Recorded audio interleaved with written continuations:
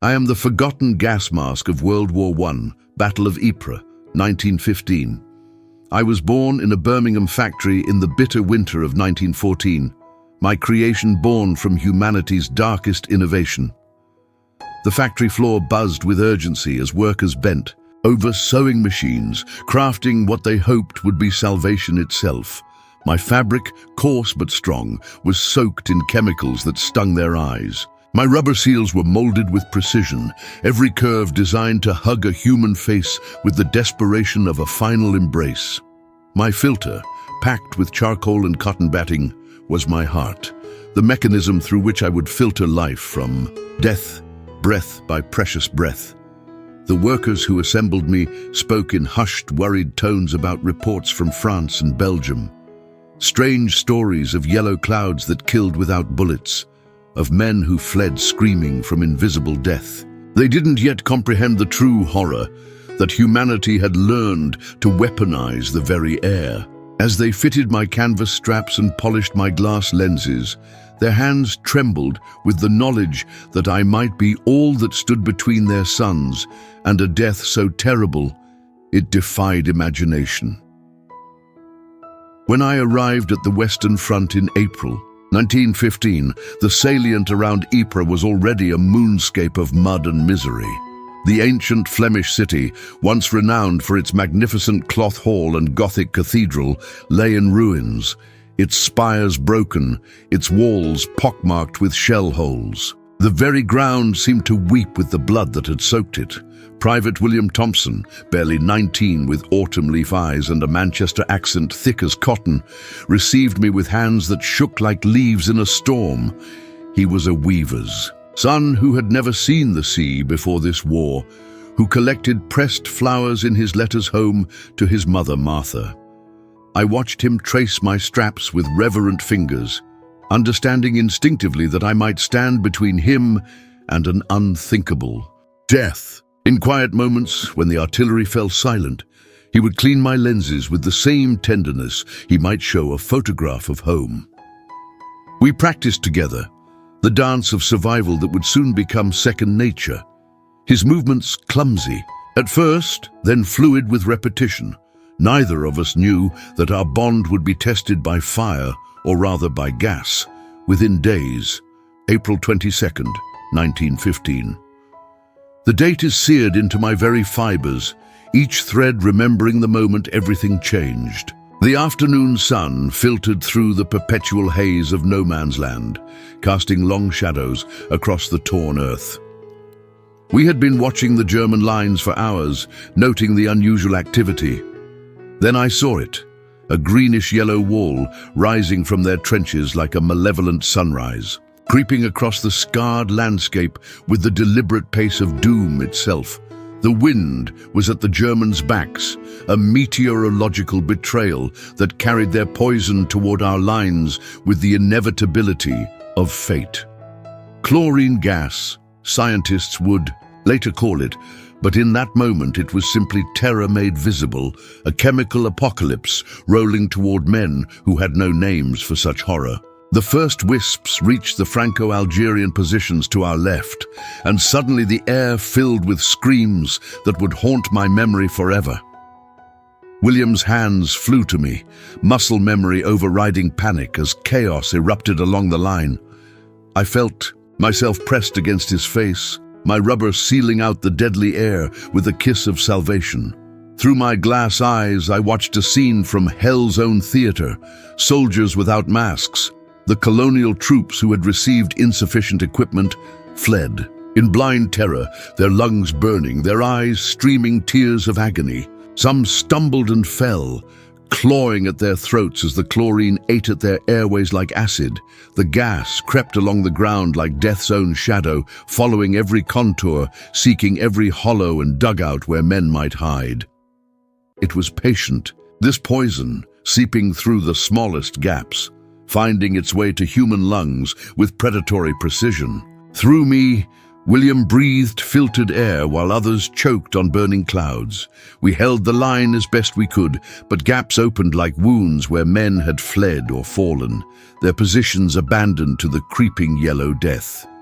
The Germans advanced, Behind their chemical curtain, their own masks making them look like insects, their bayonets gleaming through the toxic mist. William's rifle cracked beside me, each shot a defiant answer to this new form of warfare. My filter worked overtime, each grain of charcoal absorbing the poison that sought to claim his life.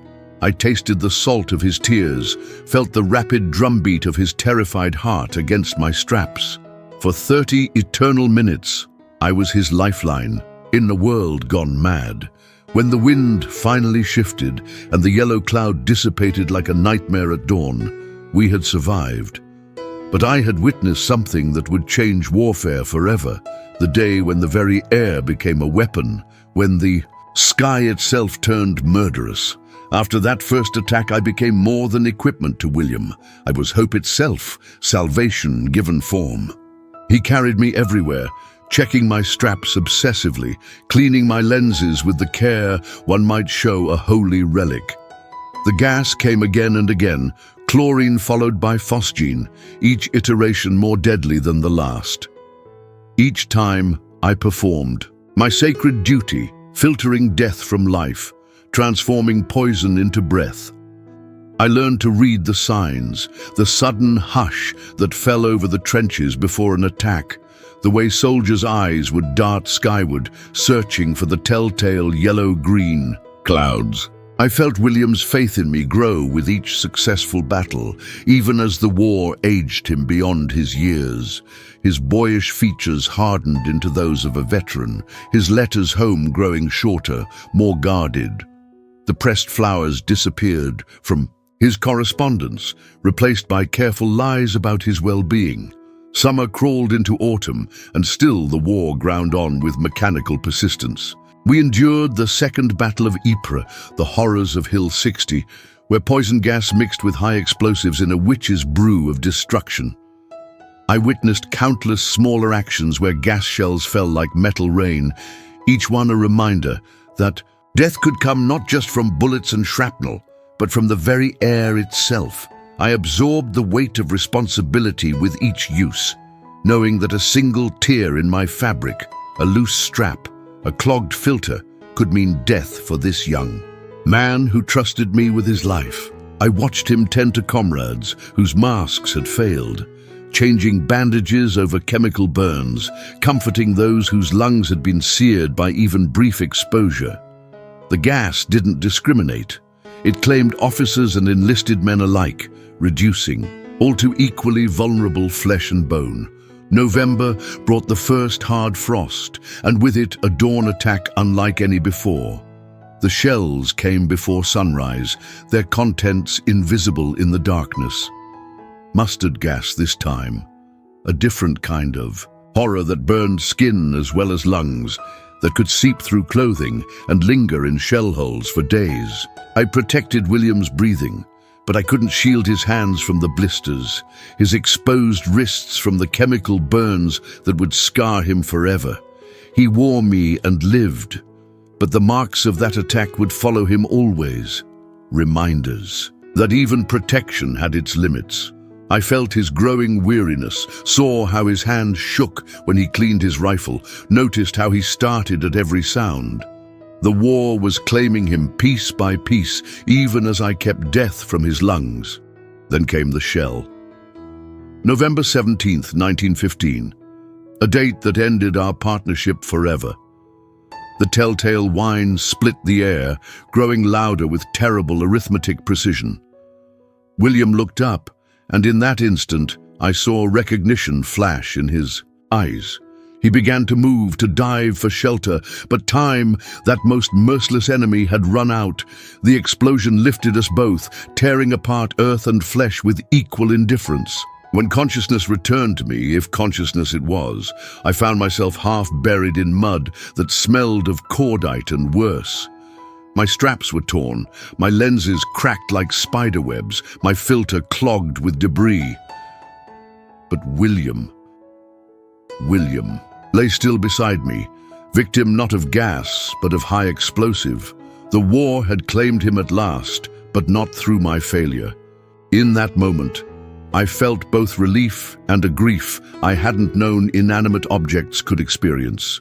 For nearly a century, I lay forgotten in that Belgian field, becoming one with the earth that had swallowed so many. Seasons passed over me like years in a dream, springs that brought poppies in remembrance, summers that buzzed with bees, ignorant of history, winters that covered me in forgetful snow. Farmers ploughed around me, their blades occasionally scraping my edges. Metal detectors found me periodically, but always moved on, seeking more valuable relics. I watched the old battlefield transform. The shell holes filled in. The trenches became barely visible depressions. New growth covered old scars, nature reclaiming what war had stolen. Yet beneath the surface, the past lingered. Unexploded shells still emerged after hard rains, and sometimes a farmer's plough would turn up buttons or buckles. Brief flashes of lives long ended. In 2014, as the world marked the centenary of the war's beginning, a group of archaeologists conducting a survey for unmarked graves uncovered me. Their tools were gentle, their movements reverent. They understood what they had found, not just an artifact, but a witness. I was cleaned with care that echoed William's own attention, preserved with chemicals more advanced than those that had first protected me. Through patient work and careful research, they pieced together my story. Not just my own journey, but William's too. They found his service record, discovered he had a sister named Rose, who had waited her entire life for news that never came. They learned about his mother Martha, who had kept his room exactly as he left it until her death in 1967. His story became part of mine, and mine became part of humanity's larger narrative of war and loss. Now I rest in a museum in Ypres, in the shadow of the reconstructed cloth hall, not far from the Menin Gate, where 54,896 names are carved, Commonwealth soldiers who fell in this sector with no known grave. William Thompson is among them, his name etched in stone that will long outlast the flesh that bore it. Daily at 8 o'clock, the last post echoes beneath that arch, a ritual of remembrance that began in 1928 and continues still. Visitors often pause beside William's name, some knowing him, others simply honoring the unknown. Descendants come, seeking their ancestors, carrying photographs and stories passed down through generations. I watch them touch the stone, whisper names, leave flowers that echo those small pressed blossoms William once sent to his mother. Children visit on school trips, their faces solemn as guides explain how young men died in ways their fathers could never have imagined. They see me through my display case and struggle to understand how terror could be contained in fabric and rubber, how salvation could weigh so little yet mean so much. But I do more than protect, I remember. I bear witness not only to the ingenuity and horror of war, but to the courage of those who faced death in forms they had never imagined possible. The gas drifts still, not in the physical world, but in the realm of memory and warning. In classrooms and museums, in books and documentaries, the story of chemical warfare lives on, not to glorify, but to educate, to warn, to ensure that certain mistakes are never repeated. Through me, William's story lives. Through his story, the humanity of all those who suffered finds voice.